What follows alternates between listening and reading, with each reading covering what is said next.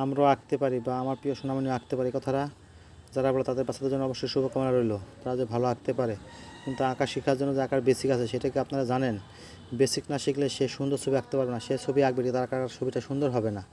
তো বেসিকটা কি? বেসিক হলো বিভিন্ন রেখা আগে জানা, ছবি আঁকার আগে বিভিন্ন রেখা জানা, বিভিন্ন রেখার মাধ্যমে ছবি আঁকা। আমরা যেমন ছুরি, কম্পাস, স্কেল ব্যবহার করি, এগুলো ছাড়া আমরা ছবি আঁকবো। সেই ছবিটা কীভাবে আঁকবো? সেই ছবিটা আঁকা শেখার জন্য অবশ্যই আপনাকে কোনো অঙ্কন টিউটরের কাছে বা কোনো ড্রয়িং একাডেমিতে যেতে হবে ড্রয়িং শেখার জন্য। কীভাবে ড্রয়িং শেখা যায় সহজে, সেখানে গেলে আপনার বাচ্চা বা প্রিয় সোনামণি সহজেই ড্রয়িং শিখতে পারবে।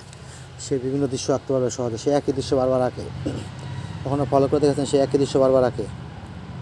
কিন্তু যখন সে ড্রয়িং একাডেমিতে যাবে তখন সে একই দৃশ্য বারবার আঁকবে না, সে বিভিন্ন দৃশ্য বিভিন্ন রকমভাবে আঁকবে বা একই দৃশ্য বিভিন্নভাবে রঙ দিয়ে সাজাবে। আমার পেজটি ভালো থাকলে অবশ্যই পেজটি ফলোতে পাশে থাকবেন, আমার ভিডিওটি শেয়ার করবেন। একই দৃশ্য বারবার না এঁকে সে অনেক দৃশ্য আঁকা শিখবে, কিন্তু সে আঁকা শিখতে চায়। তাই আমি এখানে দেখানোর চেষ্টা করছি কীভাবে ফ্রি হ্যান্ডে বৃত্ত দিয়ে একটি পেঁপে বা অন্য কিছু আঁকা যায়। এরকম অনেক ড্রয়িং আছে আমাদের পেজে, বা আপনারা চাইলে আমরা ড্রয়িং আপনাদের দেখাতে পারি সহজে, যে আমরা আঁকতে পারি। আমরা কিন্তু কখনো বলি না আমরা আঁকতে পারি। আমরা খুব ক্ষুদ্র একজন মানুষ আঁকার জগতে, আমাদের থেকে ভালো ভালো আঁকিয়ে আছে, তারা ভালো ভালো ড্রয়িং শিখে ভালো ভালো ছবি আঁকতে পারে। আমরা তাদের সামনে বলি না যে আমরা আঁকতে পারি, তাদের সামনে আমরা বলি না আমরা আঁকতে পারি, তার থেকে আমরা শিখি, চুপ করে দেখে যে তারা কী শিখাচ্ছে। শেখার কোনো শেষ নাই। আমরা 2-3 দিন ভিডিও দেখে শিখে